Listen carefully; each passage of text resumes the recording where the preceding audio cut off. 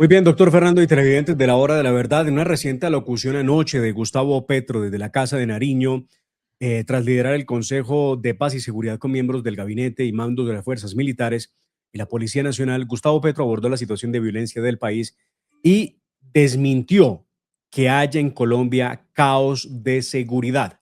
Gustavo Petro se atrevió a decir que la violencia que está viviendo Colombia hoy es más o menos normal, pues esta mismo es el nivel de violencia que había en el gobierno de Santos antes de la firma del Acuerdo de La Habana y en el gobierno de Duque cuando aumentó la violencia.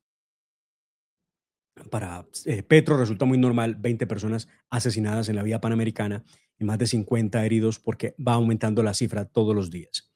Gustavo Petro hizo una muy grave denuncia además que involucra al Ecuador, como si no tuviéramos problemas.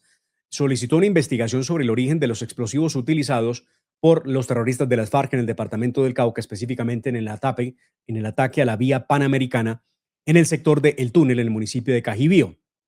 Abro comillas. No me extraña que los grupos del Cauca estén tratando de sabotear las elecciones. ¿Qué es lo que quiere la Junta del Narcotráfico? Que la extrema derecha gobierna Colombia como en Ecuador, fue lo que dijo Gustavo Petro. Y según Gustavo Petro, la información que posee indica, y esta es la parte más compleja, que la mayor parte de los frentes de las FARC obedecen a alias Marlon y a alias Iván Mordisco, y dice Petro que no son de las FARC. Dice que su verdadero jefe es la Junta del Narcotráfico y también dijo que el Ejército de Liberación Nacional, ELN y todas las disidencias también obedecen a esa junta. Ya, solucionado, doctor Fernando.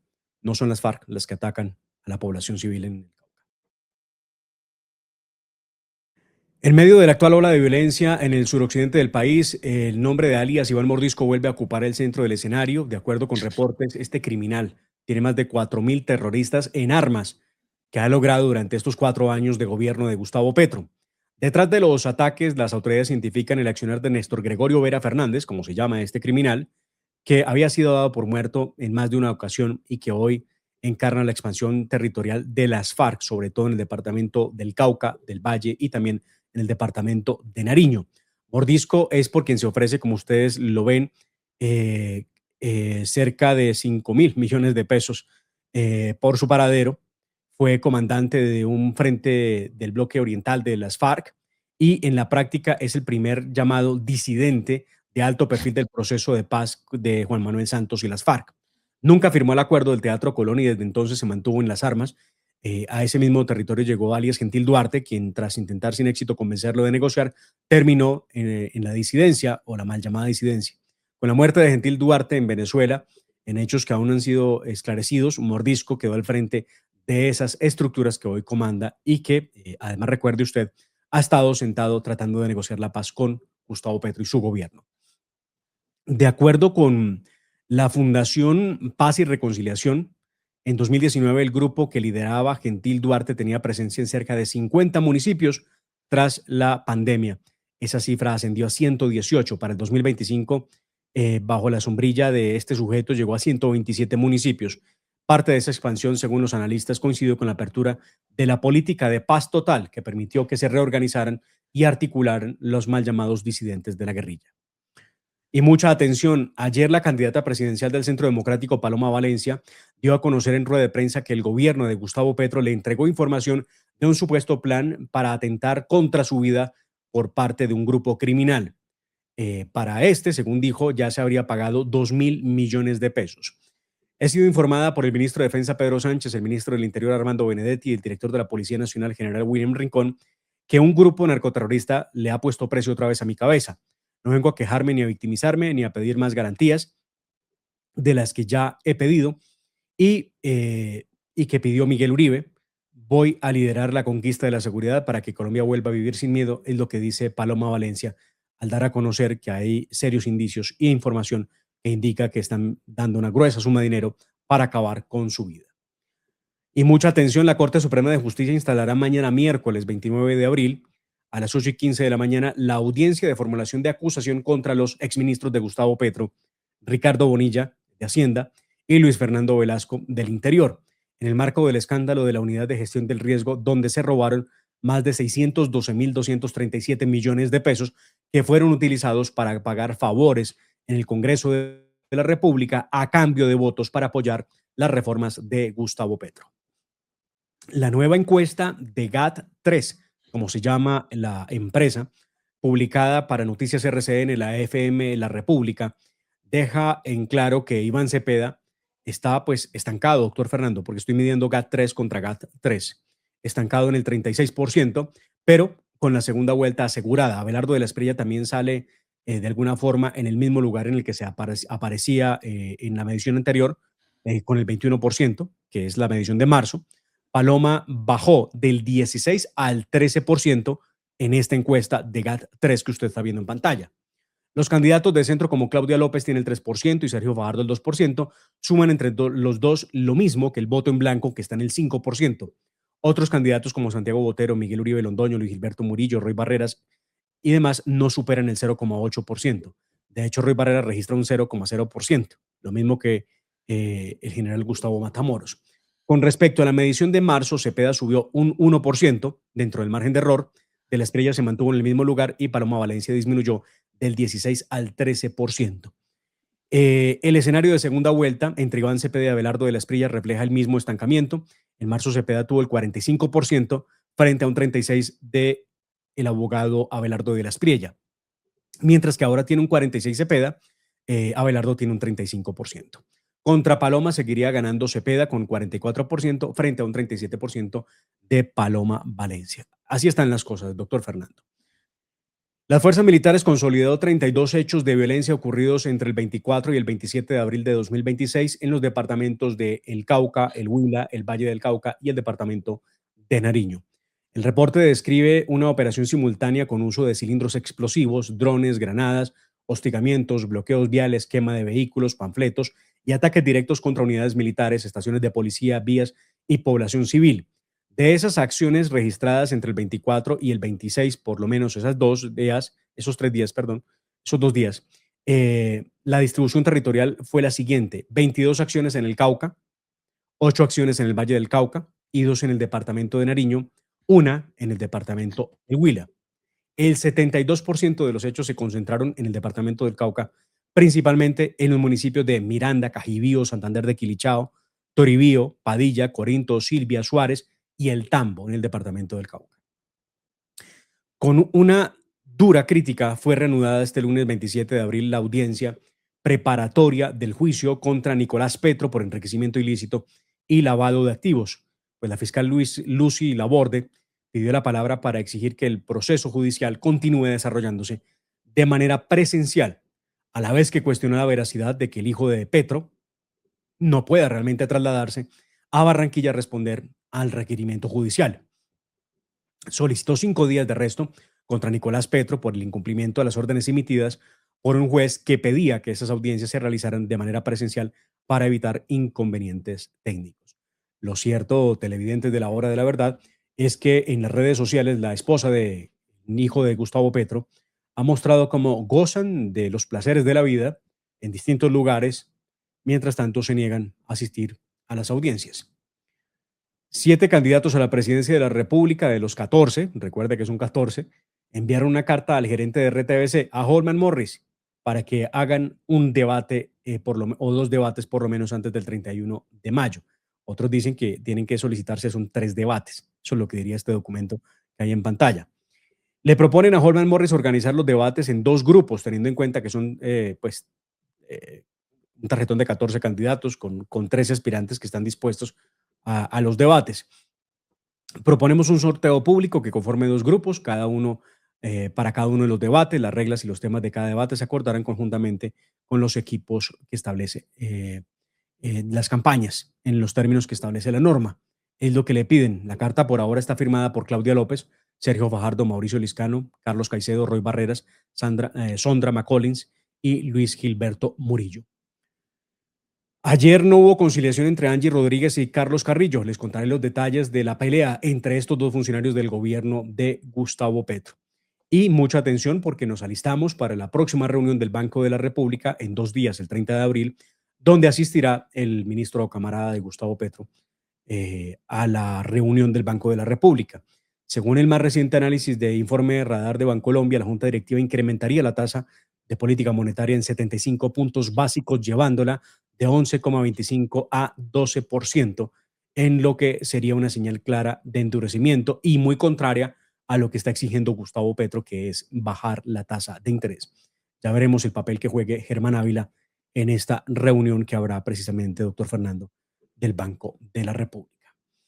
Y por último, les cuento que la Sociedad de Activos Especiales completa varias horas de inventario a lencería, accesorios y ropa deportiva de decenas de locales conocida con la marca de Lily Pink, tras la orden de incautación que solicitó la Fiscalía General de la Nación.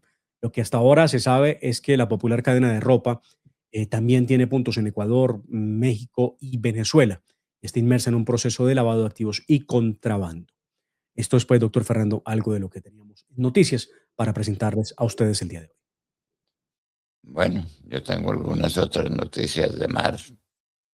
El dólar sigue muy barato, el país quebrado, el Producto Interno Bruto en el piso, el endeudamiento colosal y el dólar baratísimo. Vea pues usted. Y están aumentando las transferencias de dinero de colombianos en los Estados Unidos hacia Colombia.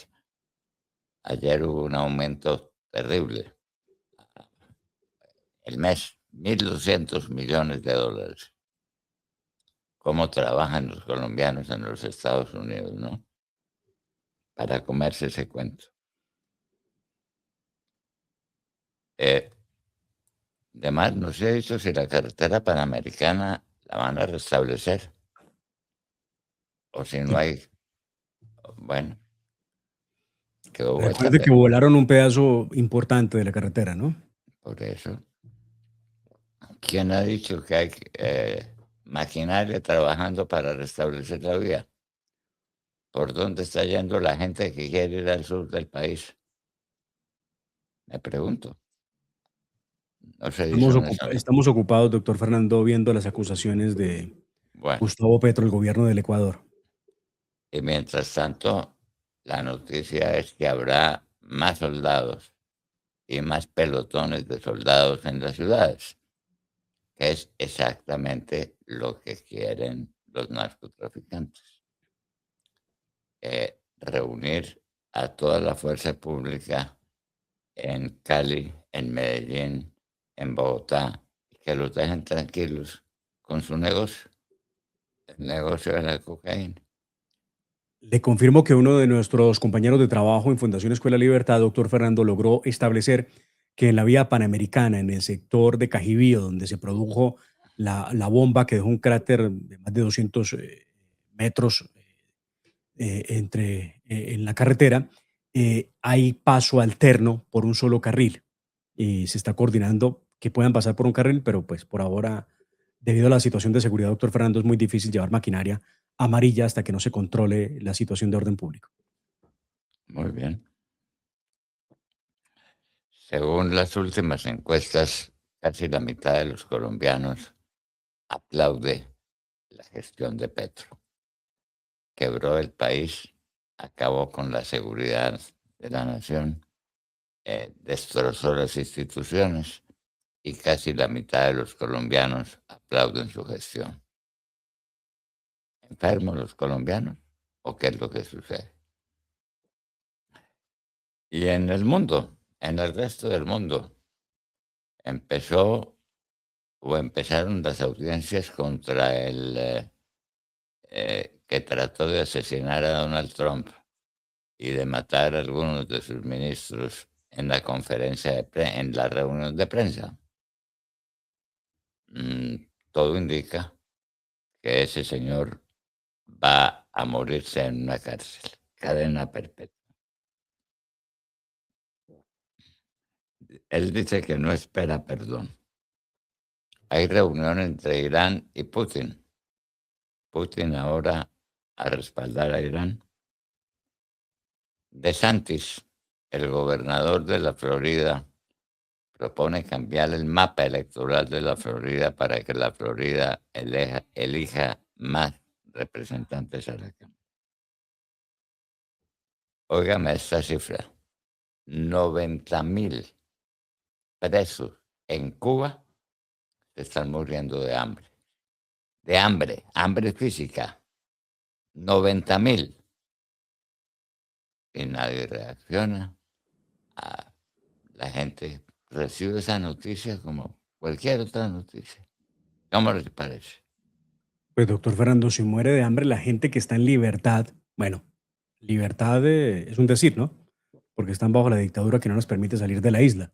Imagínese usted los que están presos, que no pueden ir a buscarse un pedazo de algo para comer, que no pueden ir a pescar los que tienen la oportunidad. Bueno, el general Carvajal puede ser testigo contra Nicolás Maduro. Hugo el Pollo Carvajal, ¿no? El famoso jefe de inteligencia que acompañó a Hugo Chávez durante tanto tiempo. La defensa de Maduro la va a pagar Venezuela. ¿Cuánto cuesta? No tenemos esa información todavía, pero se sabe que es gigantesco el valor que están cobrando los abogados que defenderán al bandido de Maduro en ante los tribunales norteamericanos. Hay algunas cifras, doctor Fernando, que lanzan los expertos que entienden cómo funcionan los juicios en los Estados Unidos y se habla de que este tipo de casos en Nueva York, los abogados podrían facturar entre 5 y 10 millones de dólares anuales, no por audiencia, sino lo tasan por el año, porque esto es una cosa que va para largo. Y el caso más reciente o más cercano para poder hacer un símil de cuánto podría costar tiene que ver con lo que ha ocurrido en el proceso en contra del narcotraficante mexicano, el Chapo Guzmán. Recuerde que eso es un caso que duró 2 años y fueron honorarios que pudieran superar los 10 millones de dólares al año. Lo de Maduro va a ser más costoso, Seguro, claro, claro. pero Claro, el eso, perfil de Maduro es mucho más alto que el de el Chapo Guzmán. pero eso lo paga Venezuela. No se preocupe. Pues Bueno, increíble, la gente muriéndose de hambre, doctor Fernando, y pagando los honorarios del los honorarios. bandido que arruinó a Venezuela. No hay derecho, no, es Bueno, absurdo. bueno, esas son las contradicciones de un mundo dedicado a otras cosas distintas de las realmente importantes y sugestivas. Hay Recuerde que en que, Colombia pagamos 10 mil millones de pesos por la defensa de Gustavo Petro para que lo saquen de la lista OFAC. ¿cómo le parece? Bueno, 10.000 millones de pesos son pocos millones de dólares para sacar a Petro de la lista OFAC, ¿no? Pues que es para sacar a Petro, a Por Nicolás eso, Petro, a el, Verónica Alcocer de la lista OFAC. ¿Y por qué nosotros los colombianos tenemos que pagar bueno, eso? pues porque ellos son los que mandan y ellos son los que se roban la plata de los colombianos. Muy bien, esas son las noticias que tenemos de mar. Sigamos. Doctor Fernando, vamos a la nota editorial. Esta es la hora de la verdad. Pase la voz. Les cuento cómo va el sondeo. 1.888 votos a esta hora, de acuerdo con los resultados de las últimas encuestas o más recientes encuestas, GAT3 e Inbamer Gallup. Su voto será por Paloma Valencia, 10%, Abelardo de la Espriella, 87%, Iván Cepeda, 1%, Sergio Fajardo, 1%. Esta es la primera vez que en el sondeo que hace la hora de la verdad, Abelardo de la Espriella llega a ese techo, a ese punto, 87% de la intención del voto. Es la primera vez que ocurre en nuestra histórica medición. Avanzamos y participe con nosotros. Ya vamos 1.975 votos. Esta es la hora de la verdad. Ya regresamos con la nota editorial del doctor Fernando Londoño Hoyos. Lo llamó un supuesto asesor de Da Vivienda.